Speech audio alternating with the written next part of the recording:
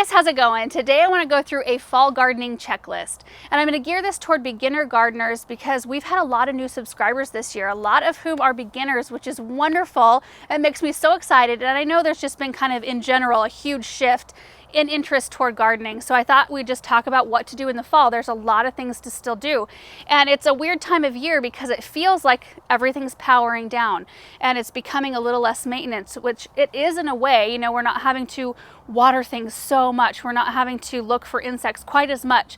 But there are a lot of other things to be thinking about. And this list is actually quite long. So some of these will be pertinent to your area and your growing zone and some may not be. So feel free to skip over the ones that don't really apply to you. Number one is to mulch any bare spots in your flower beds. And I'm not talking like a full-on mulch like we think of doing in the spring to make everything pretty and uniform. I'm talking more about addressing specific issues like bare spots, things that are more prone to wind and drying out, or those areas that have really just crummy soil or have a weed problem, because mulch can do wonders for those types of things.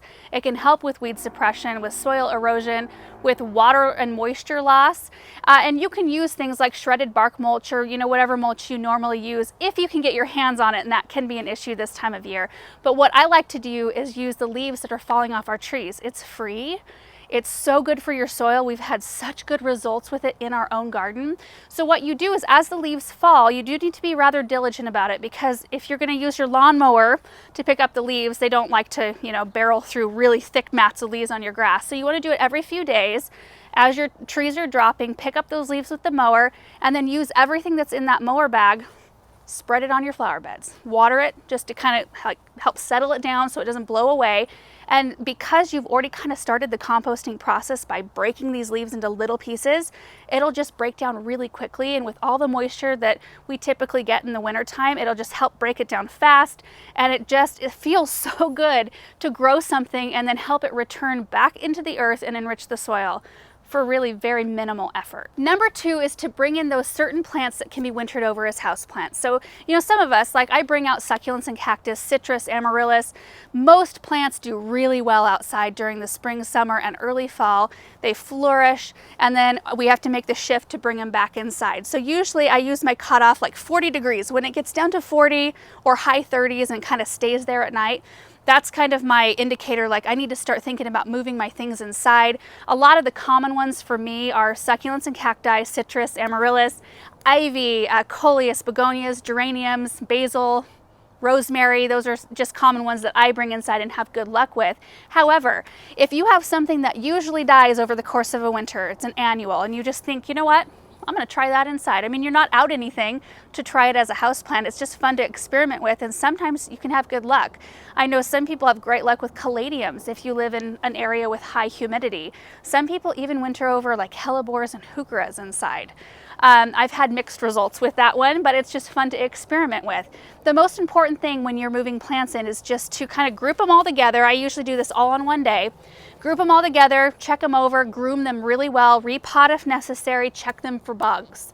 That's one thing you don't want to do, is accidentally introduce bugs from outside to your inside plants that are already healthy. So just give them a once over, look for bugs. You can even just give them like a cursory spray of insecticidal soap, even if you don't see anything, just to make sure you've got your bases covered. We've done videos about it before, and if we remember, we'll put a link down below. But it's just a fun thing to do, and it keeps us busy throughout the winter months. Number three is to dig up and store any tender bulbs that you might be growing in your garden. And there's a few common ones: dahlias, gladiolus, caladiums, elephant ears. I'm probably leaving some out, but this is very dependent on your climate. Some of us live in an area where it's too cold to have them winter over in the ground. They'll die. Some of you will live in a warm enough climate you can leave them in the ground year round. If you're just completely not sure, and let's say you've just put dahlias in the ground in the spring, there's just really three things you need to ask. First off, what is my growing zone? If you have no idea what your zone is, Google that. Growing zone and your zip code, and you'll find out that piece of information. Second question is whatever your plant is. So in this case, dahlias. What growing zone do dahlias survive in? And you'll find out quickly, zone 8 through 11. So if your zone doesn't fall within that dahlia zone, then the third question you need to ask is, I live in a zone 6. What do I need to do with my dahlias to get them to winter over? Or something to that effect. And you'll find all kinds of information depending on what the bulb is. There'll be videos that they'll link, there'll be informational articles and things like that. So It's just something to be thinking about if you want to carry them over to the next year, which most of us do. If you've made the investment in purchasing the tubers or the bulbs or the corms and putting them in the ground, most of the time we want to try to save them over so that we don't have to buy them all over again the next year. Number 4 is to clean up any rotted or finished perennials. Now, some people like to do most of their cleanup in the spring, and I believe that is the recommended way to do it. It's the best protection for the plant. However, there are some types of plants like hostas and peonies, for example, that need to be cut back because they tend to harbor over insects and disease very badly if you leave their leaves throughout the winter time. And they usually are on the ground like all flopped over and soggy anyway. So it's kind of one of those things that's just nice to get cleaned up in the fall. Other things that you might want to think about cutting back are really tall ornamental grasses. Sometimes they'll stay upright during a winter time if it's fairly mild and you don't have a lot of snowfall or moisture load or any of that. But most of the time they will flop over and they'll create just kind of this mess on the ground. They don't look pretty through the winter anymore, and they create this big mess for you in the spring. So oftentimes big perennial grasses that get like, I've got one that gets 6 feet tall, I'll cut that one back in the fall so I don't have to worry about the mess in the spring. But do keep in mind that a lot of other perennials provide a lot of good forage and habitat for wildlife. So leaving some shorter perennials up, like, you know, shorter sedums, rudbeckia, echinacea, things like that, the birds and wildlife really utilize a lot of. Number 5 is to weed. And I know that's probably the last thing you want to hear, but perennial weeds, they still will grow even during the winter time. Even if you don't see a lot of leaf growth on the top, their roots are still active and they're like taking hold. And if we don't keep on top of weeding all throughout the year, even in the fall when it's cold, you might have a harder time with them the next year. So just be diligent about weeding. Number 6 is to plant bulbs, spring blooming bulbs like daffodils and tulips. We're getting ready to do that in our garden this next week. We love to tuck them into flower beds, into containers. It is not a garden job that I love doing because it's a lot of work and you don't get really tangible results right away, but it's absolutely worth the effort. And that's kind of more for colder climates. I think maybe zone 7 and below. I think when you get over zone 8, you might have to pre-chill your bulbs and plant them in the spring rather than planting them in the fall because you don't get consistently cold enough temperatures to give them the cold period they need to form their buds and blooms. Number 7 is to swap your summer annuals out for more cold tolerant ones. And a lot of you guys have probably already done this.